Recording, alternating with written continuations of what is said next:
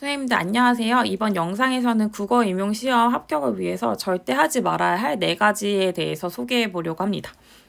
먼저 순서는 다음과 같은데요. 효과적인 공부와 효율적인 공부에 대해서 얘기를 하고 이를 바탕으로 왜 지향해야 하는지 또 왜 지향해야 하는지에 대해서 얘기해 보려고 합니다. 먼저 효과적인 공부와 효율적인 공부라고 하면 선생님들께서 모두 잘 알고 계실 것 같은데요. 효과적이라고 하면 그냥 목표 달성 여부에 집중했을 때 효과가 있는지를 얘기를 하는 거죠. 그래서 예를 들어서 문학사가 어쨌든 중요한 건 맞으니까 문학사에서 언급되는 내용들 혹은 문학사를 전부 다 읽고 이를 숙지한 다음에 문제에 대응을 하면 내가 문학사를 온전히 잘 이해하고 있으니까 효과적으로 대응은 할 수 있겠죠. 하지만 효율적인 공부라고 했을 때 저는 이 문학사를 꼼꼼하게 보는 것은 사실 효율적이지는 않다고 생각합니다. 왜냐하면 한정된 그 시간, 1년이라는 시간과 또 우리의 자원을 고려했을 때 문학사만을 파고드는 것은 다른 영역을 공부할 시간을 놓치기 때문에 효율적이지 않을 수 있는 거죠. 그래서 불필요한 정보를 배제하고 좀 더 중요한 거, 핵심적인 것에 집중을 해서 효율적인 공부를 해야 된다고 생각하고 이 효율적인 공부는 결국 시간을 어떻게 배분하는지 또 학습의 우선순위를 무엇에 두는지가 중요한데요. 이를 바탕으로 지향해야 할 4가지 공부에 대해서 이야기해 보도록 하겠습니다. 먼저 지향해야 할 4가지 공부법은 다음과 같은데요. 첫 번째로 전문 분석을 지향하는 것입니다. 그래서 전문이라고 하면 어떤 문학의 주요한 작품의 전체 모든 텍스트를 다 읽는다는 건데요. 이 모든 부분을 100% 해석하려는 시도는 솔직히 시간과 에너지를 낭비하는 것이라고 생각합니다. 왜냐하면 실제 기출에 반영되는 그 텍스트라는 것은 연구하기에 되게 좋은 아주 좋은 그 선본 텍스트만을 중심으로 하기 때문에 선생님들께서 공부를 하실 때도 선본 텍스트 위주로 학습을 하시는 것이 필요합니다. 그리고 두 번째로는 기계적으로 문학 작품의 어떤 천편일률적인 틀을 바탕으로 적용하려는 것을 지향하셔야 된다고 생각합니다.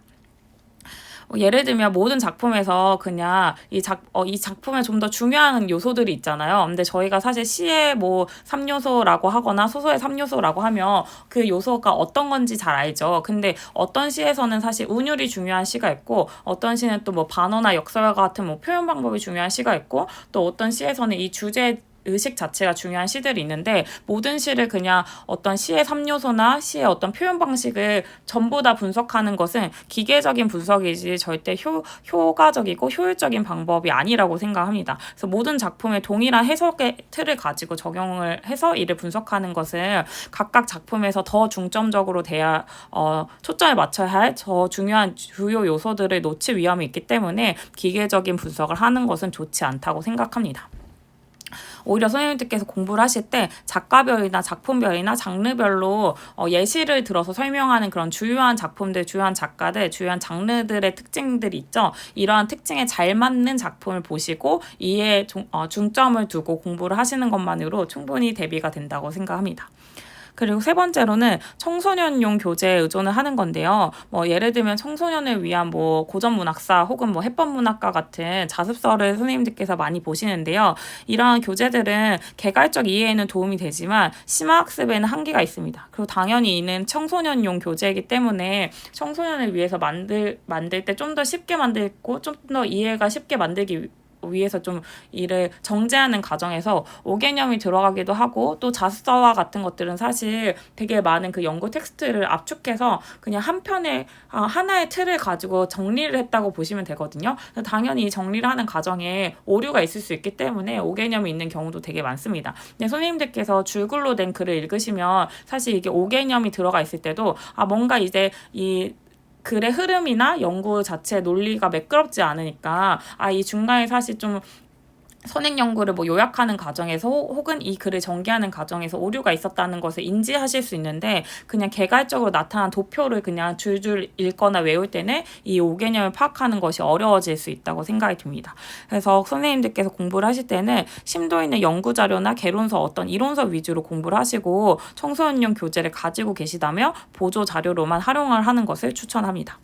그 네 번째로 단권화를 하는 것을 지향해야 한다고 생각을 하는데요. 왜냐하면 단권화를 사실 현실적으로 이 단권화를 한다는 게 그 한 권의 책을 이제 여러 권의 책이 있을 때 이 한 권의 책으로 압축한 다음에 이 책을 반복해서 읽겠다는 의미로 단권화를 하시는 거잖아요. 근데 이 단권화를 하려면 당연히 좀 상반기에 단권화 작업을 끝내야지 하반기에 이 단권화 했던 책을 계속 볼 수가 있습니다. 근데 너무 이른 시기에 모든 정보를 한 권으로 압축하면 당연히 불필요한 정보까지 들어갈 수 있기 때문에 비효율적이고요. 그리고 제가 예전에도 한번 이 예시를 들은 적이 있었는데 1월부터 11월까지 선생님들께서 공부를 하신다면 1월의 선생님과 11월의 선생님은 전적으로 다른 존재라고 생각합니다. 왜냐하면 선생님들께서는 지금도 계속 발전하고 성장하고 계시기 때문에 1월의 선생님보다 11월의 선생님께서 절대적으로 똑똑할 확률이 매우 높다고 생각합니다. 근데 당연히 1월 달에 그 단권화한 자료를 11월에 선생님이 보신다고 하면 저는 절대적으로 그렇게 큰 도움이 될 거라고 생각하지 않거든요. 그래서 선생님들께서 단권화를 하실 마음이 있으셨다면 조금 재고해 주셨으면 좋겠습니다. 그래서 전체적인 흐름을 그냥 파악하시고 핵심 내용 위주로 정리를 하는데 이 정리도 책으로 정리하지 마시고요. 그냥 가지고 있는 기출문제 분석집이나 혹은 내가 가지고 있는 이론서의 목차를 보시면서 그냥 정리 안 됐던 부분들 혹은 그런 부분들만 그냥 키워드를 넣는다거나 혹은 형광펜으로 표시하면서 그냥 이 형광펜으로 예를 들면 노란색으로 표시를 하시면서 이 노란색으로 표시한 것을 그냥 따라가는 식으로 정리를 하시는 게 좋다고 생각합니다. 왜냐하면 타이핑을 하거나 손으로 쓰는 것도 당연히 도움이 되죠. 머릿속에 쏙쏙 들어오고 할 수 있지만 절대적인 시간을 봤을 때 효율적이지 않다는 생각이 들어요. 그래서 선생님들께서 꼭 이 무의미한 단권화를 안 하셨으면 좋겠고 필요하시다면 핵심 내용만 정리하시고 이마저도 웬만하면 이론서의 목차나 혹은 가지고 계신 기출문제집의 내용들 혹은 목차들 혹은 이론서 뒤에 있는 색인이나 찾아보기 등을 활용하는 것을 추천합니다.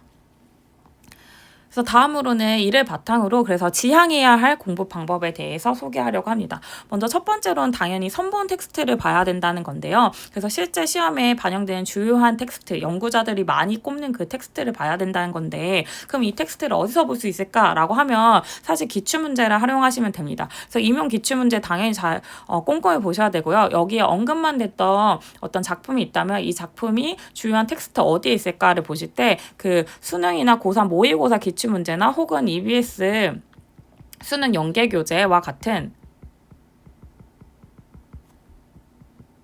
텍스트를 보시면 될 것 같습니다. 그리고 두 번째로는 문학 이론에 대한 공부가 필수적이라는 건데요. 왜냐하면 이거는 이 문학 이론을 달달 외우는 게 중요한 게 아니고 이 논리 구조를 쫓아가는 게 중요하기 때문입니다. 선생님께서 이 문학 이론을 그냥 읽고 이해를 위해서 읽는다고 생각하시면서 타당한 근거 있는 해석을 바탕으로 접근하실 수 있는 능력만 키우시면 됩니다. 그래서 그냥 작가론적 또 작품론적 반영론적인 접근을 하실 때 그냥 이거를 배경 지식을 내용적인 걸 많이 쌓아서 이를 접근하는 게 아니고요. 이 작가 무엇을 추구해서 이러한 식으로 작품이 생겼고 이 작품이 어떤 형식을 보면 이러한 작품이 추구하는 것, 내용이 어떻다는 것을 알 수 있다와 같은 그런 논리 구조를 타당한 근거를 가지고 해석할 수 있는 식으로만 파악하시면 됩니다. 그래서 선생님들께서 문학 이론에 대해서 공부를 하실 때 이 이론을 그냥 이해하는 과정에서 선생님들의 논리적 사고력이 증진된다는 것을 염두에 두시고 공부를 하시면 좋을 것 같습니다. 그리고 세 번째로는 임용 기출문제 중심으로 학산형 공부를 해라는 것인데요. 제가 그 기출문제를 어떻게 공부해야 되는지에 대해서 계속 자주 얘기를 했던 부분들인데요. 이 부분에서도 보면 그 문학사나 관련 연구 자료를 바탕으로 작품을 분석해야 되는데 그때도 얘기를 했지만 문학사를 파고드는 게 아니라 기출문제에 나와 있는 수준으로 문학사를 그냥 공부하시는 것으로 충분합니다. 그리고 작품의 주제, 형식, 또 장르적 특징을 폭넓게 이해할 수 있는 문학사나 연구 자료, 논문 등을 참고해라 라고 돼 있는데 이것도 선생님들께서 막 그냥 모든 논문을 다 찾아 읽어라 이런 내용이 아니라요. 저는 그 청소년 교재에만 의존하지 마시고 좀 더 심도 있고 밀도 높은 공부를 하되 이런 공부를 위해서 기출문제에 나와 있는 관련된 개념들을 좀 더 넓게 보시고 하시면 된다는 의미로 적어봤습니다. 그리고 마지막으로는 기존 자료를 활용하고 또 시험장 노트를 작성하라는 건데요. 아까 단권화를 하지 말라고 말씀을 드렸는데 그럼 이 단권화 대신에 무엇을 할 수 있을까? 혹은 내가 또 선생님들께서 개인차가 좀 있으시겠지만 개인에 따라서는 이걸 좀 정리해야지 머리에 잘 들어온다고 생각하시는 분들이 많으시잖아요. 사실 그렇기도 하고요. 그래서 그러면 어떻게 하면 좀 더 효율적으로 정리를 해볼 수 있을까 생각을 해봤을 때 이미 나와 있는 이론서 목차나 뭐 찾아보기나 기출문제 분석집의 목차나 합격생의 나눔 자료 등을 보고 이러한 기존 자료들을 바탕으로 그냥 전체적인 학습 로드맵을 구성하신 다음에 어떤 것들은 내가 좀 정리하면 좋을까 한번 생각을 해보시고 정말 꼭 필요한 것만 핵심 내용을 정리하시는 것을 추천합니다. 근데 이것도 절대 사실 이게 단거나 같은 게 선생님들께서 정리를 하시다 보면 완벽주의자적인 성향이 있으시다 보니까 이거 되게 한 권에 좀 되게 괜찮은 정제된 세련된 책으로 만들고 싶어 하시는 경향이 많은 것 같아요. 그래서 절대 그렇게 하시지 말고 내가 진짜 필요하고 잘 이해 안 되는 것만 정리하신다고 생각하고 웬만하면 단거나 보다도 시각화 도구, 그러니까 예를 들면 마인드 매핑과 같은 자료를 활용해서 내가 어떤 부분에서 잘 이해 안 되는 부분이 있으면 이 부분만 좀 파고들자라는 식으로 접근을 하시는 게 좋을 것 같습니다. 그리고 시험장 노트에서는요, 키워드나 핵심 이론 또 자주 빈출되는 요소들 혹은 내가 생각했을 때 기출될 만한 요소들을 정리해두고 시험 당일에 빠르게 확인할 수 있도록 준비하는 것을 얘기합니다. 그래서 이렇게 한번 정리를 해봤고요. 선생님들께서 올해 꼭 1차 시험에 합격하시기를 진심으로 기원합니다. 시청해주셔서 감사합니다.